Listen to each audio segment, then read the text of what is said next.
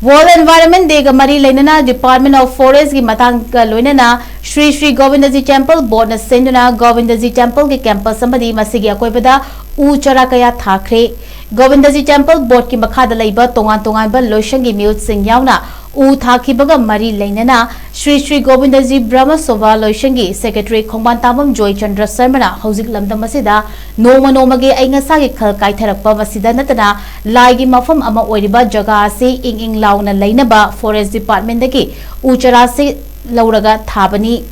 aikoine ngasi thariba sing asi thabadi araibani hingan baduni yamna maru oiribasi maram aduna tongan ba lotion singna magi jaga da thariba sing asi senaduna hinganna ba hotna minasi haiki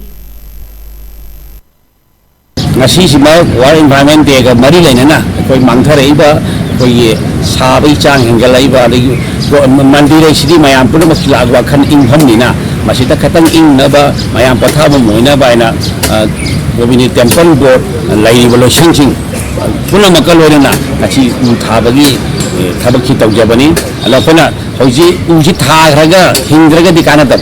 ana koi mayam hida loishangsing hida mai jaga si pithoga siboki makoina senau siboki makoina senau na mai mafam di pidana asing thabagi sedaida tala loisang brahma soba loisang adai tongan loisang na lai miam si ko pandit loisang mai leje bosodin kore alo ko ngarang si forest tagi kai mari na basingi puja si lauraga ngasi si thadana ko daga sing tang lakpada inging lawba